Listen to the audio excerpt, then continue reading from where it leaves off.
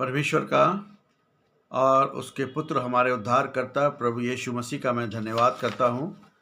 आज का जो मेरा टॉपिक है वो है डिवाइन इलेक्शन, परमेश्वर का चुनाव, जो कि रोमियो की पत्री उसके 9 अध्याय 12 से 13 में पाया जाता है। Romans chapter 9 verse 12 and 13। यहाँ पे परमेश्वर के वचन में इस प्रकार से लिखा हुआ है, उससे ये कहा गया था, ज्येष्ठ पुत्र छोटे की सेवा करेगा। जैसा लिखा है, याकूब से मैंने प्रेम किया परंतु एसाव को अप्रिय जाना। यहाँ पर प्रेरित पौलुस परमेश्वर की संप्रभुता और उसके चुनाव के बारे में बातचीत कर रहे हैं। उत्पत्ति 25 और उसके 23 पद में, जब रिबका इसहाक की पत्नी गर्भवती थी तो उसके गर्भ में जुड़वा बच्चे याकूब और एसाव संघर्ष कर रहे थे। तब परमेश्वर ने भविष्यवाणी की थी कि बड़ा छोटे का दास होगा। एसाव बड़ा भाई था और याकूब छोटा भाई था, लेकिन आत्मिक और वंश का अधिकार याकूब को मिला।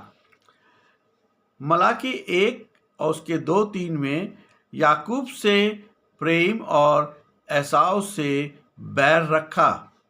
यहाँ प्रेम और बैर का अर्थ मानवीय भावनाओं से अधिक चुनने और ना चुनने से है। परमेश्वर ने याकूब के वंश इस्राएल को अपनी वाचा यानी कि कवनेंट के लिए चुना, जबकि एसाव के वंश एदोम को उसने वाचा से बाहर रखा। पौलुस यहाँ पर स्पष्ट करते हैं कि परमेश्वर ने याकूब को इसलिए नहीं चुना क्योंकि वे बहुत अच्छा था, और ना ही एसाव को इसलिए नकारा क्योंकि वो बहुत बुरा था, परंतु परमेश्वर ने अपने चुनाव और उसके जन्म लेने और कोई भी भला या बुरा कार्य करने से पहले ही उसका चुनाव हो गया था।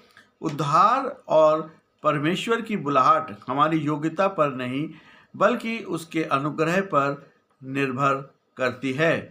प्रेम और बैर या अप्रिय का जो रहस्य है वो ये है कि बैर या अप्रिय का अर्थ द्वेष नहीं बल्कि प्राथमिकता देना है।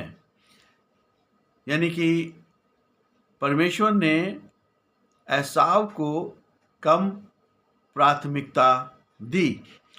परमेश्वर ने एसाव को अपनी महान योजना जिससे मसीह आने वाले थे के लिए याकूब का चुनाव किया।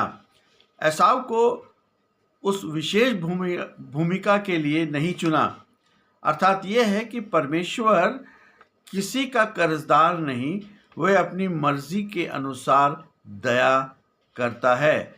परमेश्वर का उद्देश्य ये था कि अक्सर हम सोचते हैं कि हमें अपनी मेहनत से परमेश्वर को प्रसन्न करना है, लेकिन ये वचन ये सिखाता है कि परमेश्वर का उद्देश्य बुलाने वाले पर निर्भर करता है कि अपनी महिमा के लिए वो किस स्थान पर रखना है।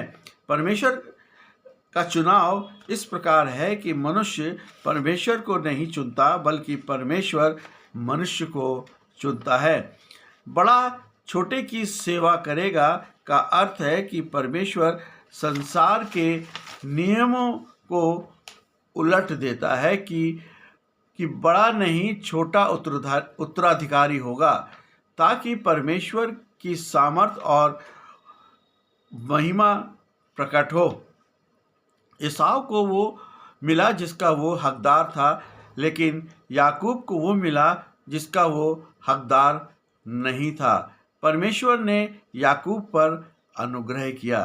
रोमियो 9:12-13 हमें नम्रता सिखाता है और यह हमें बताता है कि हम आज जो कुछ भी हैं वह हमारी अपनी काबिलियत से नहीं है बल्कि परमेश्वर की दया और उसके चुनाव के कारण है।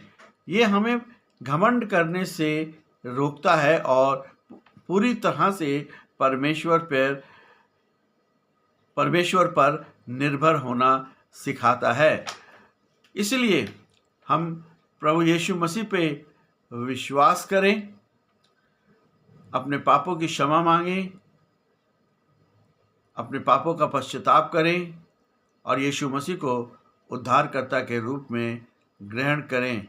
यही उद्धार और अनंत जीवन है। आमीन।